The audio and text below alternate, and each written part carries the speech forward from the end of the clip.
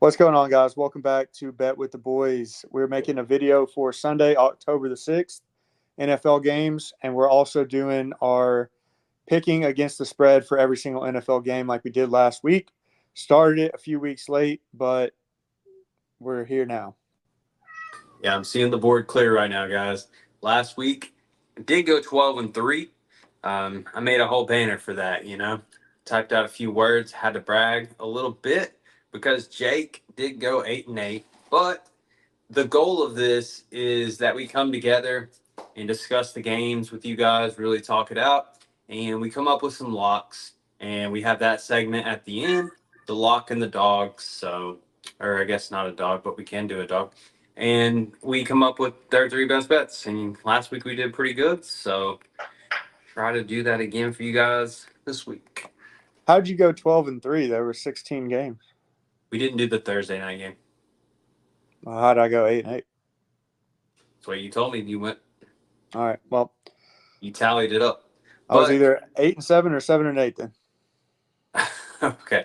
Well, yeah, I guess you're dumber than you look. No, just kidding. How dare you? All right. No, I'm just playing. But do us a favor before we jump into this. There's a button on your screen that looks like this. Hit that for us. Oh, Okay. that's sweet. Yeah. I don't know what that is, but yeah, hit that. That's crazy. All right, now let's make this look stupid.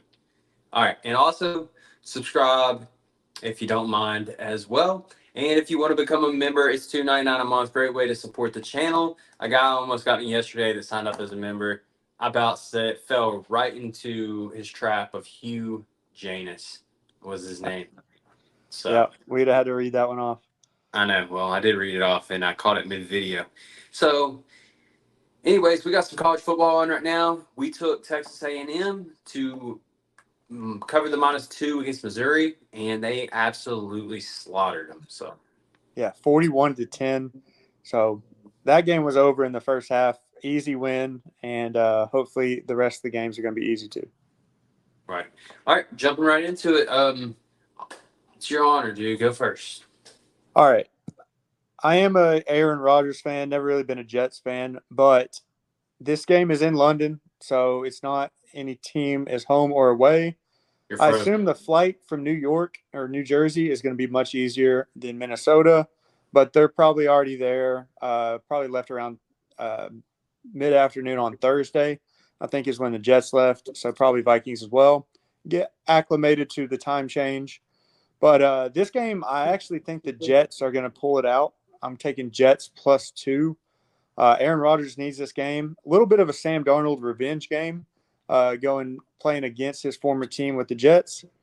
I do think the Vikings have a coaching advantage, but at quarterback and the rest of the positions outside Justin Jefferson, I think Aaron Rodgers has seen Brian Flores' defense and many like that throughout the course of his career. That defense has been confusing some quarterbacks, Jordan Love, Brock Purdy, some of these younger guys. So I think Aaron Rodgers has the experience to deal with it, and the Jets will get the win, but at least +2. Yeah, I think you're frozen. By the way, see if you can turn your camera. Can you see me? All right. Could you hear me? Yeah, I can hear you, but you're just frozen. You might even be blank. All There you right. go. Well, All right, we got you. all All right. right, so yeah, I think you summed it up pretty well. The Vikings, I called them the best team in football last week when I took them, but I'm going to go with the Jets here. Overseas, I think the vibes will be high for Aaron Rodgers and all the weird stuff that he likes to do. He's going to have a filled day. Um, the defense for the Vikings, the pass defense, I think Garrett Wilson is finally going to have one of those games. At least I hope so, because he's on my fantasy team and he's looked terrible. But I'm going with the Jets. I think they're going to clean some things up.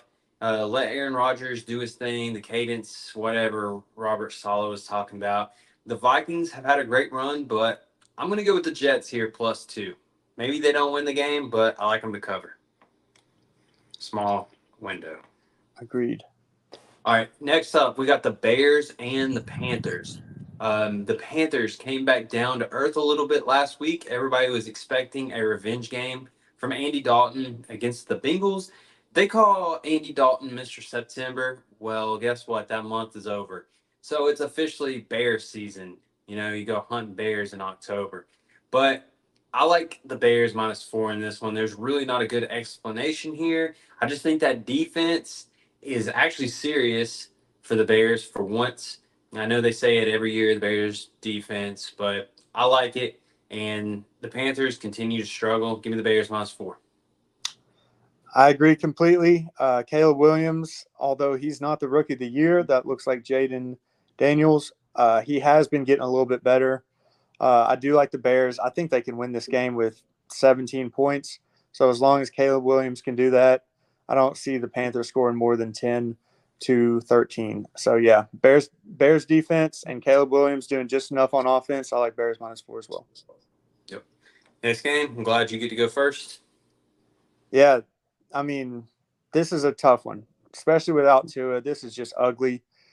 Dolphins -1 at Patriots. Division matchup. These two teams, the Dolphins actually played the Patriots pretty good, even when they had Brady and Belichick. I do think that the Dolphins with Snoop Huntley could not do anything on offense. It looks terrible.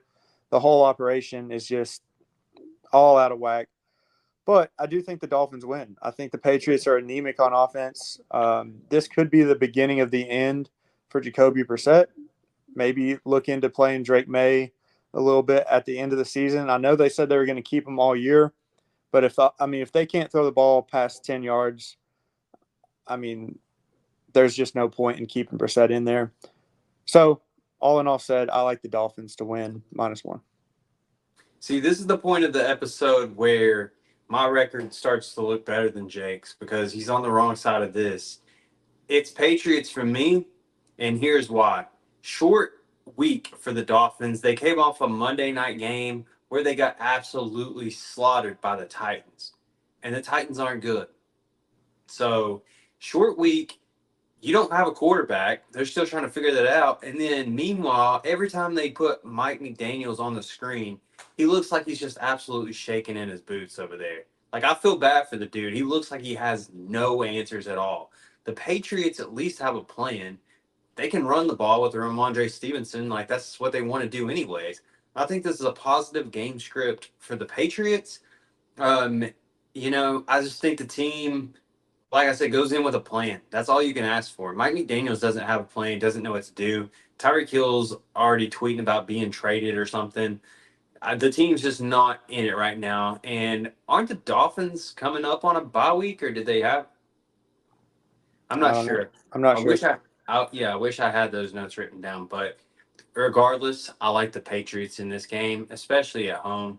So, not a whole lot of confidence in that pick, but that's the side I'm on. Patriots +1. Yeah, that's a toss up between two bad teams. I just think another week in the system for Huntley should be a little bit better. I mean, he was pretty good with the Ravens, but I mean, we'll see. Colts and Jags. I know we agree on this game. We already discussed it, and we like it a lot. I like the Jags -3. If you can find a -2.5, by all means, even buy that down. In my opinion, I think it's worth it in case they do win by a field goal. But I think this is a smash spot for the Jags. Jonathan Taylor is confirmed out, will not play. Trey Sermon, I believe, is the backup, and is Joe Flacco going to go, or is it going to be Anthony Richardson? I don't know if that's confirmed not, but I hope it's Last I Anthony Richardson. the last I looked, he was still questionable. The coach seems to really want Anthony Richardson to play. You know, Joe Flacco in the Heat, though, this is going to be a super hot game in Jacksonville. It seems like the Jags just have the Colts number. Even that year that the Jags won one game and went 1-15, I believe, the only team they beat was the Colts. So it just seems like the Jags get it done against this Colts team. And I'm trusting Trevor Lawrence. I know he's on a bad losing streak, but when the line has him favored, I think the books are kind of hinting at who's going to win this game. Yeah, the last time that the Colts won in Jacksonville was during Obama's second term. They are, I think, 0-5. So it's been 10 years since they won at Jacksonville. The Colts have. Whether the teams are good or bad, it really doesn't matter. But that's not why I'm going with this. I just think that the Jags getting points. I know they're at home, but they're 0-4. They've looked awful. Not just losing close games here and there. They've been blown out, and they just really haven't had any answers on offense. But I think this is the game that the books know they can make some money on. Jags, like you said, buy it down to -2.5. You probably won't be able to find it for -2.5, but buy that half point down. I like the Jags -3. Yeah, and if old man Flacco goes in this heat, you better be ready for him to heat stroke out. All right, Bills and Texans. This is a great game. So Bills and Texans both have pretty similar resumes. They're both 3-1, kind of flying under the radar. The Texans are a little bit. Not a whole lot of criticism, but they have not looked right, in my opinion. They both have a blowout loss to a good team. Man, you get about 3 points being at home. So they think if it was neutral site, Bills would be -2. But I'm going to go with the Texans. I think the Bills dropped to 3-2. I'm taking Texans at home -1. All right, I actually really like the Bills in this spot here. Um, I think Josh Allen's going to prove that Stephon Diggs, he doesn't need him to win. I think that's in the back of his mind. I know Josh Allen says that they're on good terms or whatever, and great friend, whatever. But I do like the Bills in this spot. The Ravens played a great game, and the Bills were due for a loss last week. I think it's a wake up call. The Ravens didn't turn the ball over, and they did run the ball down the Bills' throat, which is what you have to do to beat the Bills. The Texans, however, I'm not sure if they can do that. They like to take the air approach with the receivers, but CJ Stroud's kind of having that sophomore slump that we talked about. So give me the Bills here. A statement game for Josh Allen. All right. Next up, we got the Ravens and the Bengals. You know, this is just an any, mini, mighty, mo game right here. But I know everybody's going to be on the Ravens. You know, the public's going to love that number, especially at 2.5. Give them to win by a field goal. I already know the public's locking this up. The Bengals are in a must-win situation here. They got the win last week. I think they're just too desperate right now. You're supposed to lay, or you're supposed to take the +2.5, and that's what I'm going to do here with the Bengals. This one's just, like I said, an any, mini, mighty, mo special. So the record for the Bengals has not reflected how well Joe Burrow has played. Since week 1, after that loss to the Patriots, there's an argument he's been playing the best quarterback. He's been the best quarterback in the league these past 3 games. Against the Commanders, where they needed a win, they did not turn the ball over or punt. They scored on every possession. Last week against the Panthers, had another great game. And against the Chiefs, if they hadn't had a pass interference on 4th and 16, they could have won that one as well. Joe Burrow has been absolutely balling. He has struggled against Lamar straight up. Lamar is 4-1 against him in their careers, but that does not mean Joe Burrow has struggled against the Ravens. He, obviously beat them both times that Lamar was out.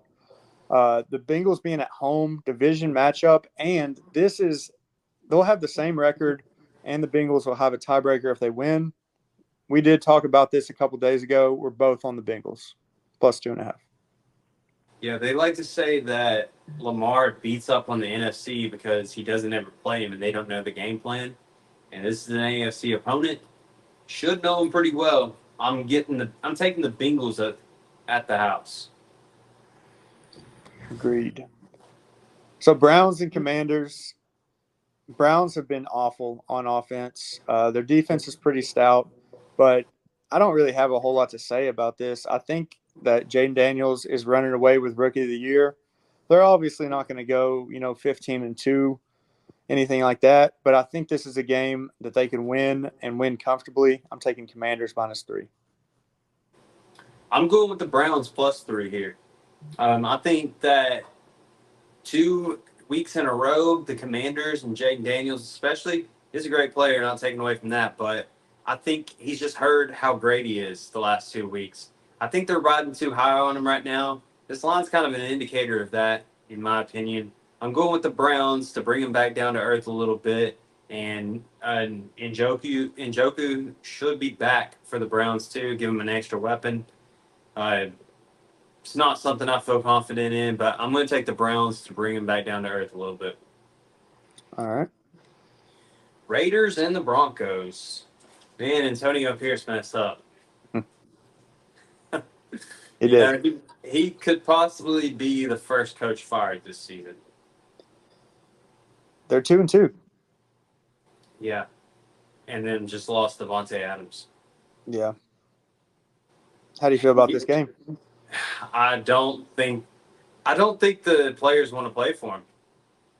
I don't think they're motivated. I think they want to lose this game. I'm going Denver -3, even though I have no faith in Denver. I have faith in Sean Payton. Like I said, he got past the first few weeks, and that's usually where he struggles, weeks 1 and 2, before you can get it turned around. Give the Broncos -3. Yeah, division matchup. Two of the, playing for second place along with the Chargers in that division, AFC West. That's the Chiefs division. But I do think that Denver's defense has actually been really good. The Raiders have been good on defense too, but yeah, Devontae's not playing this game, still out with a hamstring / wanting to get the heck out of there. So I'm going with Denver -3 as well. Yeah, and Zamir White's just not good. No. Denver -3. Hopefully they can score. The defense travels. Well, it's going to travel to their backyard. But Cardinals and 49ers. Division game. 49ers at home. We were on them last week. They beat the Patriots. We had them -10. I'm going Cardinals on this one. +7 at home. Oh, man. Was that where you thought you were going to get me at? Yeah, I thought I was going to be able to pick up a win there. Yeah. I would like it a lot more at 7.5, but I do like the Cardinals. Yeah, I mean, the 49ers missing weapons. McCaffrey is looking like he might miss the whole year. They've started to dial in on Jordan Mason a little bit. He's still pretty good, but he's not the threat that McCaffrey is. Debo should be back. He was back last week. Didn't do a whole lot. Should be getting more into the game plan. 49ers need to win this game, and I don't think the Cardinals are going to beat them outright, but I think it's going to be a lot closer than people think. It's a lot of points in the NFL. Taking Cardinals to travel to the 49ers and keep it close. +7. You're frozen again, but the back door might even be open in this game. It could be an end of the game where you go down, Cardinals go down with no time remaining, and the 49ers just don't really care because they're up by 2 scores. Cardinals punch it in and get the back door. Try to find the +7.5 just in case that happens. But yeah, I'd like to get an extra half point for a perfect score here in our little competition. 24-20 49ers. All right. Hey, did you hear me? You're frozen? Yeah. All right. So Giants at Seattle. This is actually one of my favorite bets of the week. So Seattle is coming off a short week. They played the Lions on Monday night, I believe. Yeah. And then the Giants, huge rest advantage here. They played Thursday night against the Cowboys. So after Thursday night, Friday, they're already preparing. Resting. Seahawks had to play the Lions, who just run the ball at you over and over again with Montgomery and Gibbs. And teams, after playing the Lions, have actually been 0-3 straight up this year. I'm not taking the Giants to win outright. I'm playing it safe. But I like the Giants +7 because the injury report for those teams after playing the Lions has been crazy. So I think the Seahawks will be beat up. The public doesn't even look at this. They just look at, it's the Giants. I know Malik Neighbors is out, but give me the Giants here +7 to keep it close. Okay. The Giants actually haven't looked too bad against the Cowboys. If they could have just punched the ball in the end zone, one of those times they got down there, they really Yeah. could have won that game. Um, Man, this is tough. This is tough because I really don't believe in the Seahawks. Man, I'm going to take Seahawks -7. I like it at 6.5, but I think the Seahawks will win. I don't really think that they're that great of a team, but I do think they're better than the Giants. Without Malik Neighbors, if Malik Neighbors was playing, I would have taken the Giants. But Danny Dimes really hasn't been able to find anybody else consistently Hey, who's a playmaker. So I'm going with the Seahawks. what about Wando Robinson? He was a beast, but I mean, You said he's not been able to find anybody, but they can key he's on that guy because they've been bracketing Neighbors. Wando Robinson's fifth right now in NFL in catches. Yeah, he throws him a lot of short passes and he can make plays. Yeah, he just doesn't do anything with him. Is the only bad thing. Yep. All right, so Packers -3 at the Rams. Jordan Love, another week went by since his injury. He did not look good last week at all. I figured that ankle would be giving him problems. He's a back foot thrower, but we're a week out of that, and he's slung the ball all over the yard last week in that attempted comeback. Christian Watson is out. Who cares? They still got Romeo Dobbs. They got Dontavian Wicks, who saw 13 targets last week. If he's available in your fantasy league, you got to pick him up. I'm sure you already did. No serious league, he's going to be on the waivers. Yeah. Romeo Dobbs, Wicks, and Tucker Kraft actually looked good last week too. I expect the Packers to bounce back here, -3 at the Rams. I just don't trust the Rams, and I trust Matt LaFleur as a play caller, even though Sean McVay is good as well. But I just trust LaFleur more. Like I said last week, I look at the coach, quarterback, and defense a lot when I'm making these close game picks. The coach, for me, I think it's a wash. Quarterback right now seems like a wash. Defense, Packers have been playing pretty well outside that first half against the Vikings. The Rams, I don't know, man. I just, like you said, I don't really believe in them with all their weapons really hurt. Um, Man, that's close. They're close, but I'm going to go Packers -3 as well. I think that's the right side. Yeah. All right, next up. Cowboys and Steelers. Great matchup here. Uh, Steelers, in Mike Tomlin's press conference, he said, run the ball, stop the run, Steelers football. The Cowboys cannot run the ball, and they cannot stop the run, especially without Micah Parsons and DeMarcus Lawrence out. I'm actually going with the Steelers -3. So he told the ingredients of that hot dog we were talking about last week. He said, if you know the ingredients, you won't want to eat it. Yep. Can't tell the ingredients of your hot dog, man. I'm still going Steelers -3 here against the Cowboys. I think that defense is going to cause havoc for the Cowboys offense. I think they're going to put Dak under pressure.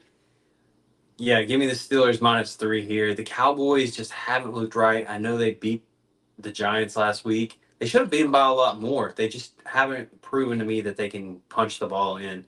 Settling for field goals. They have a great weapon at kicker, but that's not going to get it done. I think this is going to be a low scoring game. Steelers find a way. They took a punch last week by Flacco, so they kind of needed it. They needed it to be in check. So give me the Steelers. They got their minds right this week, and they're going to get it done -3. I'd like to look at the numbers on that game. That might be one of my locks. I would like to find a 2.5 for sure. Yep. All right, this is you. Saints and Chiefs. Smash spot for the Chiefs here, -5.5 against the Saints. They just been finding ways to win. You know, that's all I can say. Travis Kelsey's got to step up now. Rashee Rice went down. He was on my fantasy team. Probably going to finish the league top 3 at receiver in fantasy, so that hurts bad. You know, I was devastated. But Yeah. I was Chiefs. I don't know the Saints. Who'd they play last week? Was it a division game? Falcons, right? Yeah, I think so. I can't. I'm Yeah. not 100% sure. I think it Yeah, was though. yeah, it was the Falcons. I just think this is a smash spot for Kansas City here. They're looking forward to their bye next week too. It's coming at a perfect time if you're the Chiefs. So give me the Chiefs -5 here. I think this one's easy. Don't overthink it. Yeah, I agree. Saints, after the first two games where they put up a ton of points against the Cowboys and the Panthers, people were asking if they're pretenders or contenders. I think they're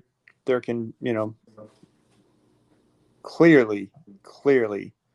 If you think about it, guys, when has Derek Carr, outside of that 1 year where he ended up breaking his leg, ever looked bad in September, but ever, played great throughout an entire season? I just don't see it happening. They are pretenders. Chiefs -5.5. Like you said, don't overthink it. Yep. All right, you ready to get into our lock of the week? Do you know Yes. right off where you're going? Yeah, I'm going Jacksonville -3. -3. Yep.